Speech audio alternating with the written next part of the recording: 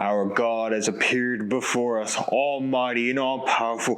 All other gods and all others shall fear him as he wrecks upon the meta of a singular card game.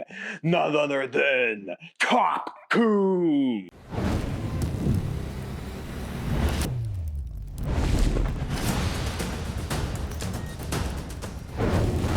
Well, folks, today we are discussing something that has been really discussed around the YouTube scene, especially with DBS Fusion World content creators, much like myself. TOPKU being Tier 0. If you don't know what that is Tournament of Power Son Goku God, the newest red leader from Blazing Aura, the second official set for Dragon Ball Super Fusion World card game Fusion World, or how I like to call it, DBS Fusion World, just because it's a little smaller than Dragon Ball Super card game Fusion World. But that's the more official title. But yes, the second set is now been out for us for a little bit of a while. The online client, of course, is getting updated on the 23rd, so I'm recording this on the 22nd, so by tomorrow, the client will be updated and everyone will be running around with TOPKU, showing the power of Tier 0. But the big question to ask, is Tournament of Power Son Goku really Tier 0? So let's discuss it if you've never actually seen the leader himself.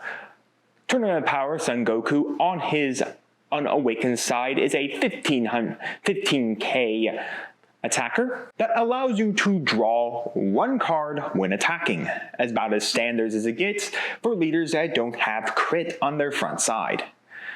But he awakens at 3 life. Now when you read that card you think, oh man, 3 life, that puts me in very dangerous double striker territory. That puts me very dangerous territory because I mean there's a chance I could go down to 1 life and there are cards that could do me with 1 life, especially when you think about like the secret rare from set 1, the Ultra Instinct Son Goku, that can knock out a card and auto knock out one of your opponent's life. So we do have cards like that. But then when you flip his awakened side, you read a pretty interesting fact. 20k on his awakened side with a draw 1 card when attacking, but the real power comes from it. Activate main once per turn by paying 1 power, discarding 1 card from your hand. You may play a 4 cost or less Tournament of Power battle card or Tournament of Power traded battle card with 20k attack from your hand. Now, reading that, you would think how powerful that is, and yes, it is very powerful, especially when you look at all of the Tournament of Power cards or 1 specific card, or maybe 2. First up, 𝐒𝐓𝐄𝐃. 𝐒𝐓𝐃 from the new set of Blazing Aura is a 4-drop Tournament of Power traded battle card with 20k power. So it can come off, of course, of our TOPKU. When played, she has a permanent of gaining plus 500 power when awakened, but that's pretty much always going to happen because you're going to be awakened when you're playing this card. Then, on play, you may draw a card, so you refresh a card for having to discard a card, and then you may play a 3-cost character with Tournament Power in their trait from your hand. So typically you would play the Son Gohan, or you play Android 17, or you play another character straight from your hand for free. So in essence, by paying 1 energy, you brought out a 4-cost character at a reduced cost of 3, and that 4-cost character refreshed your hand for having to discard a card and brought out another dude for you. Yay! And then you kind of look at then the finisher for the deck. Ribrianne, a 4-cost, 20k, 10k power. Not mentioning that also 𝐒𝐓𝐃, by the way, is also a 10k combo as well. So yay for that as well. So she's a 10k combo as well. So she doesn't just rot in your hand if you need to use her for combo power. But Ribrianne is a double striker at 20k. that can come out on TOPKU's ability or on turn 5, which typically you're going to be doing that in turn. You go TOPKU swing, you get that draw, then you activate the effect of TOPKU to then pay the energy, discard the card, play another 𝐒𝐓𝐄, play another guy, and then you can use the 4 remaining energy on your turn, that 5th turn, and play out a 𝐕𝐈𝐃𝐄 and just swing over your opponent in the face, punching them until they've knocked out onto the ground. Like we're all over here literally watching a Dragon Ball Z or Super episode, but in the form of cards. And that then would seem overpowered. And it does seem overpowered with everything you can read from the cards, and then you look at how Red has so many abilities to self-awaken, hit, and Master Roshi, and then Red just has so many different cards it can do with, basically use, because the Gohan's Gohan's a self-awakener, you have the 3-drop Son Goku, that's a self-awakener, you have so many cards that can help self-awaken you, so you can get down to your 3 energy and then just spam a bunch of guys on the board and beat stick your opponent. Because the thing is, when you beat stick your opponent with almost guys that get up to 25k thanks to permanents, your opponent's going to have to combo out a lot of cards to try to keep themselves alive as you constantly just beat stick them. And then when you bring out 𝐕𝐈𝐃 and you use the new option card, which I'm completing the name, so it's just gonna pop up on the screen here for you all. And then you can pay 2 energy to buff up your 𝐕𝐈𝐃 and just combo a bunch of cards and then double strike your opponent. Victory. But has it reached the Tier 0 pinnacle that everyone's screaming about? It has. It definitely has. We've now had 4 tournaments for post-Blazing Aura. 2 in North America, 1 in Europe, and 1 in Japan. And Goku took them all. TOPKU basically was almost nearly 80% of the top cut. Nearly 60% of everyone that went to the events was playing TOPKU. So it is Tier 0. Now, Tier 0 is one of those phrases and words and things that people push goalposts around. Well, what exactly is the definition of Tier 0? Well, it's not really Tier 0 because it hasn't achieved this object, hasn't done this yet. It doesn't have this broken almost mechanic. It can't win in a few turns. Tier 0 for me is if it's the best deck of the format, the most representative deck of the format, and it is the deck that everyone knows you have to play and beat against. And TOPKU so far has done everything for me to be Tier 0. Most represented, he is probably the best deck of the format, and he really is the only leader of the format either way. So without a singular doubt, he is just the best. And there's nothing wrong with saying he's the best, but when you really take a leader breakdown, he's really knocking all the leaders out. Blue is the only real leader that we've seen besides being red, because Beerus is in this format as well, using the new Tournament of Power cards to buff up itself as well. But blue seems to be the only other color that seems to be able to constantly figure out a way, whether it be Trunks Future, whether it be Goku Black, whether it be Fuse Zamasu, or whether it to be Vegeta. It does seem to have the ability to try to handle the format. Green and yellow just disappeared off the face of the earth, apparently, because they can't deal with it. They can't deal with a mass amount of bodies. You would think Broly, the pinnacle green leader that basically ruled through the first set's meta in the beginning, would have been good. But the problem is when TOPKU is spilling out 25k bodies every minute of the day, Broly is at 25k, so you still have to combo 1 or still get smashed into the face. So, not great. And you think, well, yellow just got that new Golden Frieza secret rare that puts everything into rest mode when it's played. It puts 5 cost characters into rest mode. TOPKU maxes out its cost characters at 4. It's never going to be resting a single card. So it does suck that yellow and green kind of fallen off here in the beginning, but there's a chance they could rise back up. I don't know if that will happen, but there's a chance, and blue seems to be probably the best color to counteract TOPKU.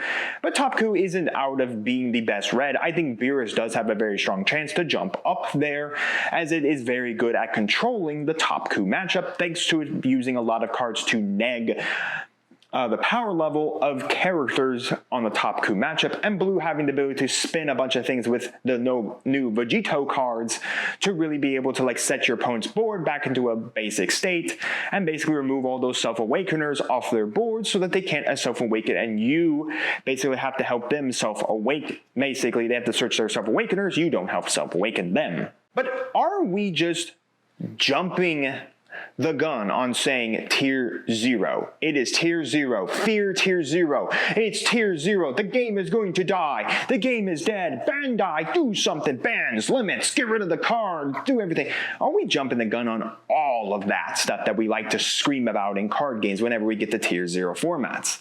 I think of the last tier 0 format I remember was a 𝐒𝐍 Tournaments for Yu-Gi-Oh! While I didn't play in it, I knew a lot of people knew it was tier 0 because the 𝐒𝐍 Tournaments was the deck to play and the deck to beat. And I mean, we had basically a mirror match, I think in a YCS, that was really, really cool to watch. I didn't watch it personally, but I knew a lot of competitive players love the format because it was diverse. Well, it wasn't really diverse. It was tournaments. That was a tier 0 deck to play. But I mean, it was a deck to play against. It was a fun matchup to try to mirror match up against. And I don't know. I know a lot of competitive players want a tier 0 format because they like that the best, because it's the best hard competition to fight against. A casual player will always scream about no tier 0 because they don't want to keep seeing the same deck over and over again. And honestly, I won't blame them. But are we jumping the gun about it? We've only had one solid week of strong competition, and so far, we've seen exactly what we should all have expected. TOPKU is the best deck of the format. Everyone's going to play TOPKU. Everyone's going to go there knowing they're going to play TOPKU. So are we kind of surprised that it just took so many spots? I'm not. I mean, maybe I was a little surprised we didn't see a bunch of other colors other than red, some blues, and a yellow here and there. And honestly, it was just TOPKU. And yeah, it makes sense. First week, best deck. Not a lot of people are going to understand the combination, how to tech out against the deck, what to play against it, how to play against it, where's the choke points and all that, because that's how the metas always start. You have to let the meta evolve. And honestly, it could be a chance that because we're only 1 week in, that people learn how to counter TOPKU, how to beat it off the face of the earth. Where's its choke points? Do I let it self-awaken? Do I just simply attack the things on his board and use my leader there to simply just attack? Is blue the best counter for it? Should we see a lot of blue? Maybe green will find a way to counter it. Honestly, we just kind of need to wait a little while longer, let another couple weeks worth of tournaments and events come in for people to kind of understand, okay, that card is really strong against TOPKU. We're going to use that card now to counter. This leader has the best counter against TOPKU, so we're going to start playing that leader more, knowing we're going to see a lot more TOPKU matchups. And honestly, once the online client updates with Blazing Aura, we should be able to see more data from how exactly TOPKU really is the best. And at that point, if we have a couple more tournaments and big scenes and stuff like that, and we have the client, then Bandai can make the decision. Is TOPKU overpowered? Has Bandai yet again, just like Super Saiyan 3 Son Goku for Masters back in the day, did they mess up and make a broken leader? Which they might have. Listen, card game companies are not perfect. Konami prints cards that are overly broken and then erratas them, then they suddenly are still overly broken, so they errata them again, and then they're still overly broken, so they have to ban them. So that's the thing. Bandai can still fix this, and we'll discuss fixes like bans and limits and possible erratas here later on, but honestly, I can't definitively say we're in tier 0 when we honestly just started out the meta.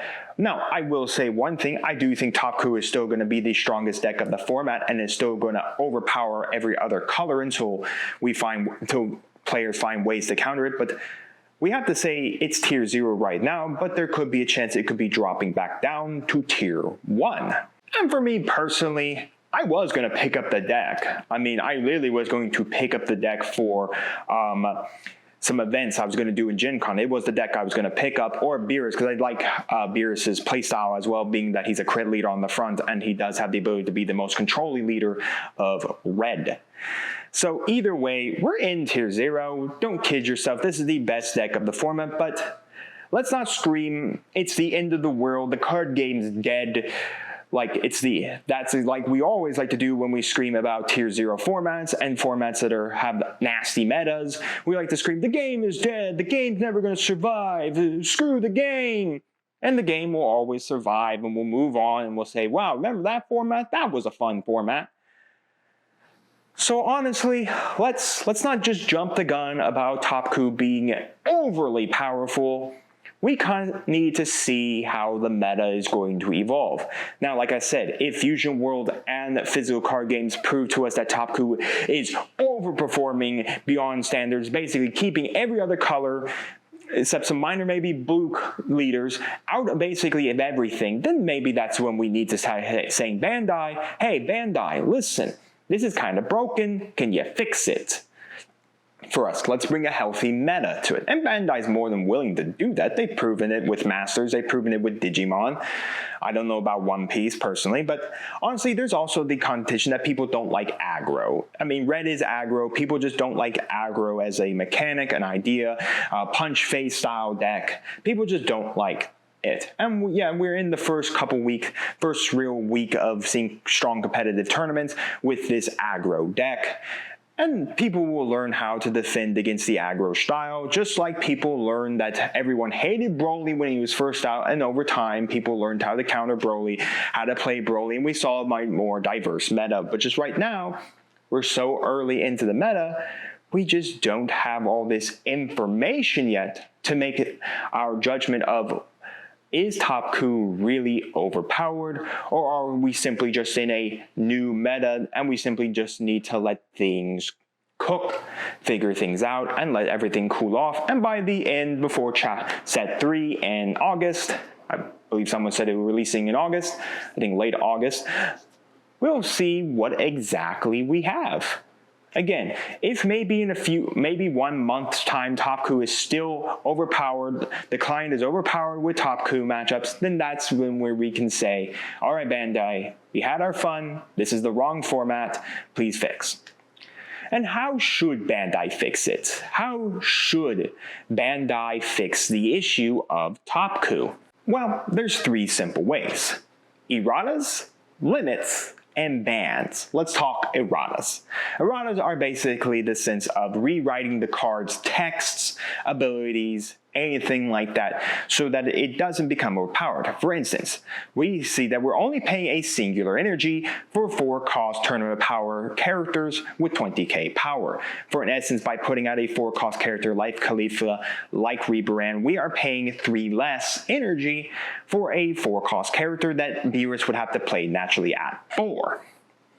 So whenever we changed his attacks to, you have to use 2 power, discard a card, and then play out your character. That would mean that you're only reducing 4-cost characters by 2 energy, and on a turn find play, which would be probably around TOPKU's in-game turn, so that's usually a turn and bring out Rebrand to finish you off, they wouldn't be able to go Khalifa and Rebrand because they wouldn't have the energy.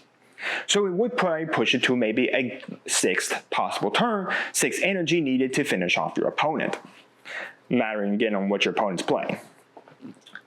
Maybe they could errata Khalifa, removing the tournament power trait altogether. That way she can't be brought off of TOPKU. Or you could do it to Rebrand as well, to remove Rebrand as well. I think Khalifa is the more damaging card than Rebrand, where Rebrand is a double striker, yes, but she's a double striker at 20k. You can still, your opponent would have to combo at least something into it. A simple 5k combo off of your opponent's board is still going to be sufficient enough to block a double striker.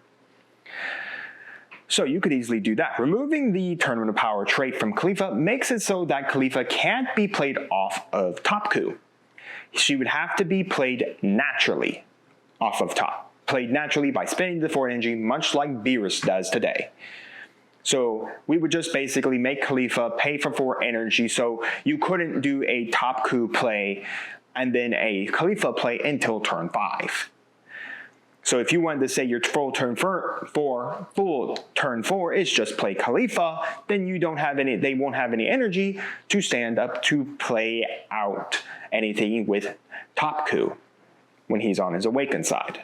So we could easily do that. You still get to draw 1 and you still get to play the character. Another thing you could easily do is just errata out Khalifa's text to play Tournament of Power characters, and simply just let her be a draw card. Then you could still bring her out, but all she is a draw card, so she just pluses you back to 0 for basically refilling your hand for having to discard the card.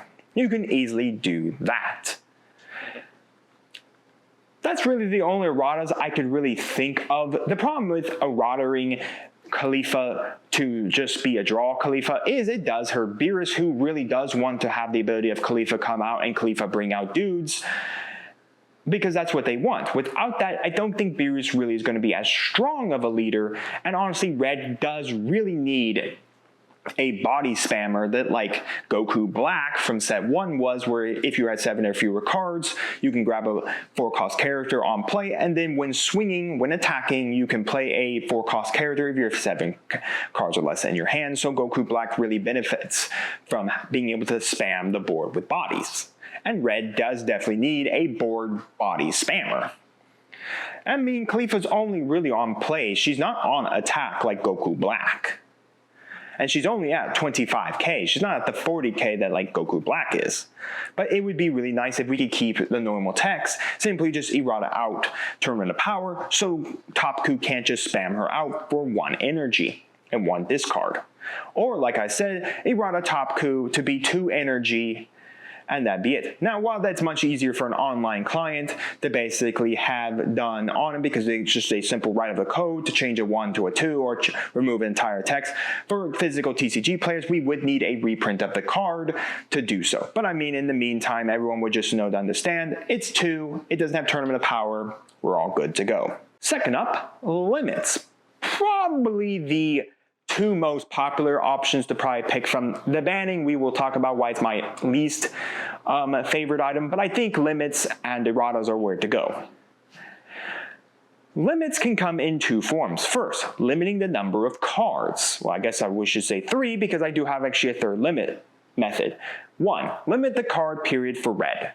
𝐒 can only be played at 1 copy. Ribrianne can only be played at 1 copy. Master Roshi can only be played at 1 copy. 1 to 2 copies, basically. Bring it down to its lowest point. Do not put 3, because, again, 3 is still pretty high for this card. It needs to be 1 or 2. So Master Roshi, a powerful Self-Awakener, put it to 2. A Hit, a powerful Self-Awakener, put it to 2. 𝐒, the power of TOPKU, put it to 2. Ribrianne, the finisher of TOPKU, put it to 2 or 1. That would be an easy way to bring TOPKU down just slightly, but it also does put some harm on Beerus, another Red leader that seems to be doing really well right now thanks to the Tournament of Power cards. So if you start limiting that stuff, especially when Beerus needs Master Roshi and Hit to help Self-Awaken itself, because if you're not self-awakened or awakened, you don't draw cards, and your opponent can easily just play the spin the game wheel until you can self-awaken, because you don't get to draw on your unawakened side. So it does harm Red. So that's why we would do number 2, leader limits, meaning that the limits only affect the leader. Now, while that seems very strange, it does help. That would literally mean that Beerus is not harmed in any way and gets to keep all their cards at their 4-ofs. For TOPKU, you say if you're playing this leader, you can only play 1 to 2 Master Roshi, 1 to 2 Hits, 1 to 2 𝐒, and 1 to 2 Ribrianne, depending on the numbers. There you go. You brought TOPKU down to power, but you didn't harm Beerus. You didn't harm Beerus like, for instance, the erratas. Like I said, I would not want to errata 𝐒's entire play 3 body. I would just remove the Tournament of Power. So in that case, we don't harm Beerus using the card as a supporter for his deck strategy. That is. So we can get that. And again, I think limiting cards in a leader strategy is better than limiting cards overall in this game, especially because Tournament of Power is so much strong. It's strong for all of Red, but it's overly powerful for TOPKU, the leader that can spam them out. I know. Or we can do the final limit, which basically means for that specific leader, you can only play card A or card B. Card 5 Vanguard does this very well. If your deck includes card A, you cannot include card B. Now, we would probably want to do this for leader pacificacy. This means that you don't harm Beerus doing this as well. Even though I'm pretty sure if Beerus was going to say you can't play Ribrianne and 𝐒, I don't think Beerus is going to play Ribrianne. They'll probably play their 𝐒s. But in TOPKU, let's say, for instance, you can only play 𝐒 or you can only play Ribrianne. You could do the same thing for the Self-Awakeners. You can only play Hit or Master Roshi. Again, that would very much hurt Beerus, so it'd be exclusive to TOPKU's leader. This has been more or less like Vanguard's way to do limits that aren't just overall limits, and I honestly don't know how well they actually work since I haven't picked up a card by Vanguard in a long time. But honestly, that would be a great way to do it. If you play card A, you cannot play card B. That way you could remove TOPKU's finisher of a rebrand and maybe push them back to using the double striker 5-cost Goku, Son Goku from red. So that means that they have to go to 6 energy before they could probably finish you off and gives the other player another turn. Again, this A or B cards you could do exclusive to the leader instead of doing it exclusively for all of red. That way Beerus can still play with all the cards it wants to play with. So that's really what I would like to see is limits. And basically, probably the most 2 important ratas, a Rata Son TOPKU's awakened once per turn ability to 2, and 𝐒𝐍𝐾𝐿's Tournament of Power away so she just can't be cheesed out by TOPKU. Now, of course, I personally think if you're going to remove the Tournament of Power from 𝐒𝐓, I don't think you need to errata the 1 of the 2 energy for TOPKU. Now, finally, bans. The one I'm not so wanting to happen. The easiest method to fix the entire issue would be for Bandai to take the ban hammer and smash the ban hammer over each of the cards. Ban 𝐒𝐓, ban Ribrianne, ban TOPKU, ban Master Roshi, ban Hit, ban any of the cards that make TOPKU top dog. The problem is, you're hurting red, period. You're not hurting TOPKU. You're hurting red, period. By banning 𝐒𝐓, Master Roshi, Hit, Rebrand, you're going to up against Beerus, and Beerus will just simply plummet into the bottom of the earth because it's not going to be good. He wants those Tournament of Power cards because they're so strong for him, and personally, red does need the spam guy, the guy that can spam out dudes from your hand. So honestly, Beerus would be hurt. I'm not sure if starter deck Goku or Universe 7 wouldn't be hurt really, because Universe 7 would probably be more or less just playing their Universe 7 characters, but even 𝐒𝐓 in Universe 7 is still very good. So it just hurts them. It hurts all of red. Now, again, we can go with the method of bans under 1 leader, which I think if we were going to do that, I think that's the method you have to go with.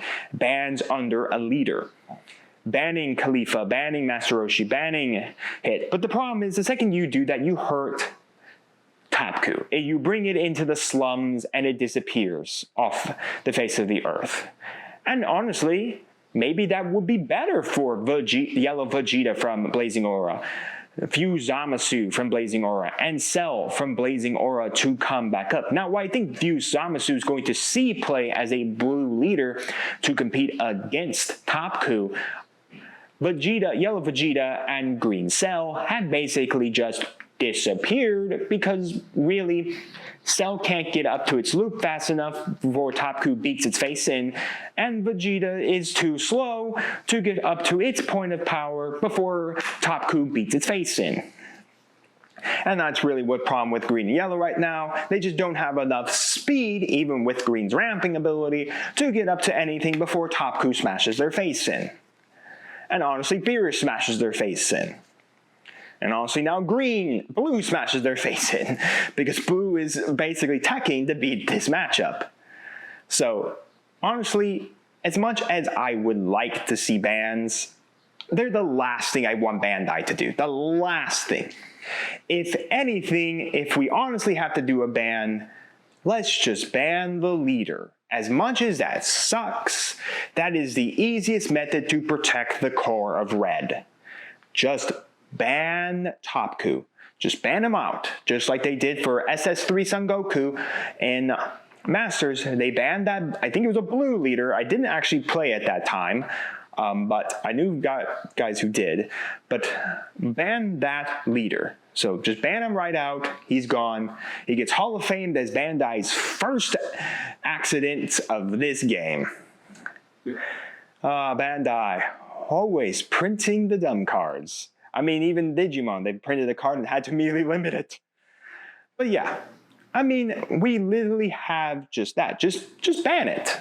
Now, Personally, for me, I would have preferred no problems up until like set 5 or 6. And then we can start screaming about Tier 0 formats. But instead, I guess Bandai decided we need to have our Tier 0 format freak out within set 2. Oh well. But like I said, I think banning is my last option. I do not really want to hurt TOPKU. I would like to keep TOPKU in the format just to keep Red more interesting with his ability and all of that. While I do think that Beerus can compete against TOPKU as one of the 2 best red decks, and the other 2 will disappear into the ether, and I do think Blue is probably going to be teching itself out massively to deal with the TOPKU matchup.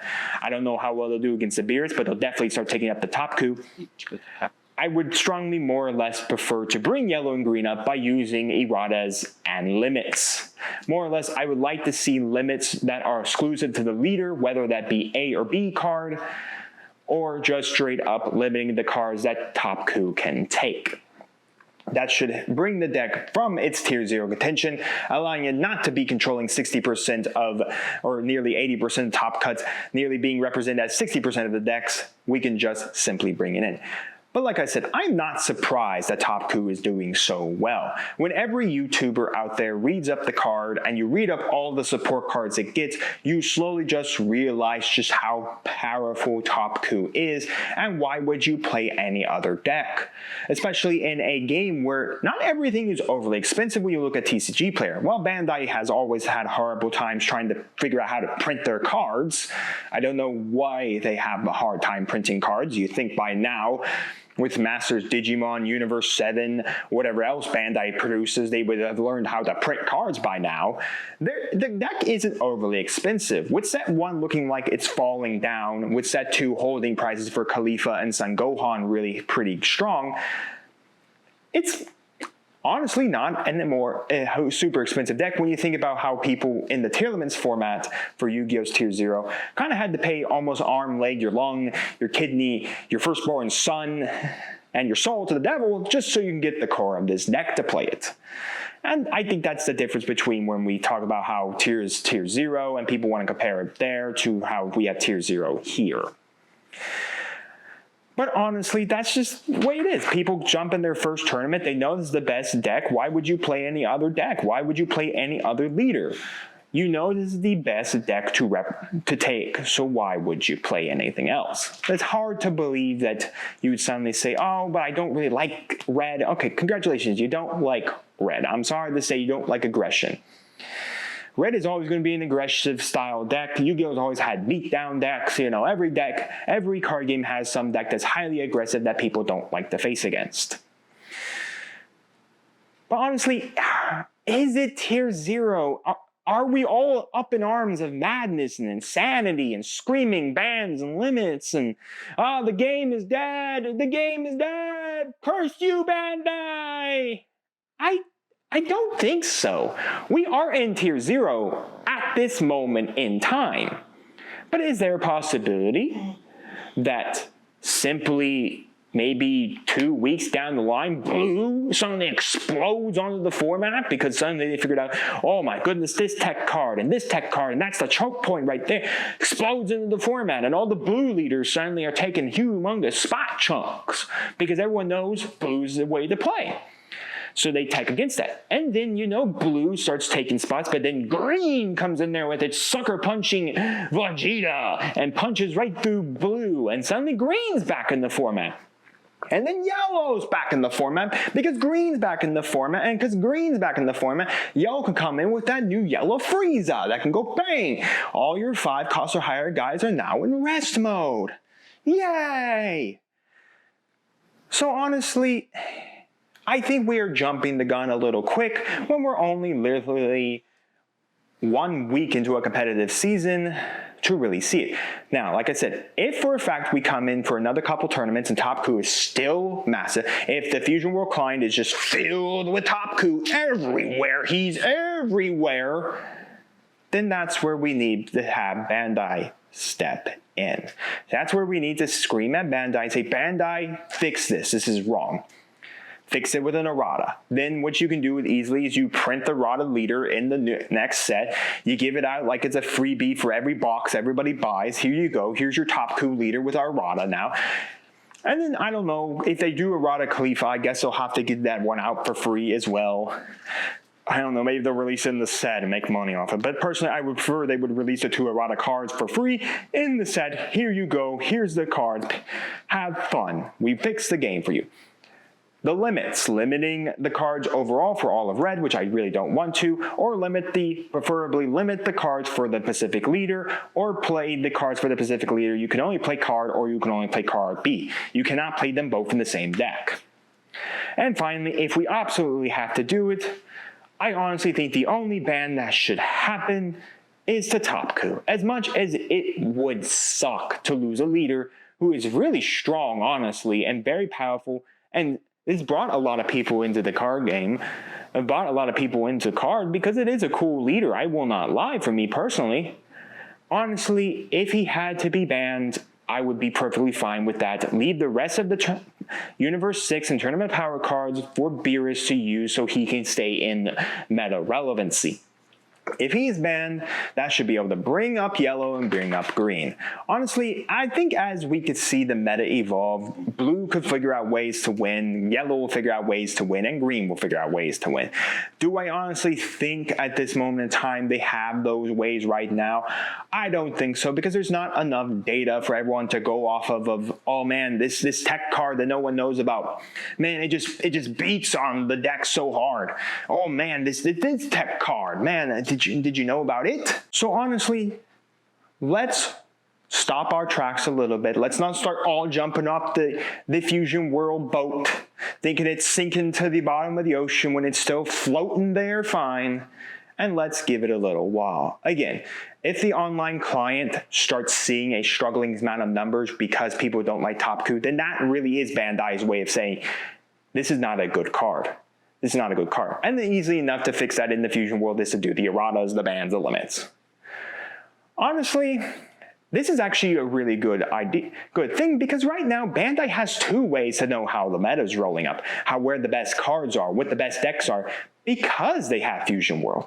Where if you think about Digimon, the only way they can do that is by knowing tournament scenes. For One Piece, knowing tournament scenes. For Masters, knowing tournament scenes. For this, Bandai can easily just look, okay, here's the tournament scenes, here's the data from Fusion World.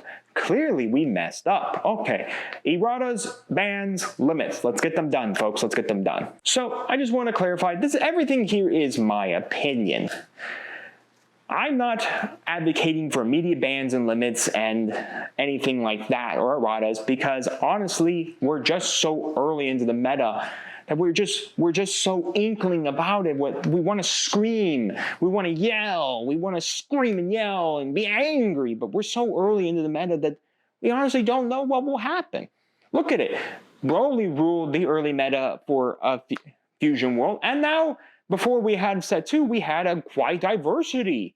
Yellows and reds and blues and Son Gohan. I mean, it's still ruled by green with Son Gohan Broly, but still, we had all these other colors coming in, especially when you realize that how Frieza went from kind of this interesting version of Frieza to using Recoome Ginyu to just spam up the board with dudes. So honestly, let's roll back, let's take a deep breath, and let's just see what happens.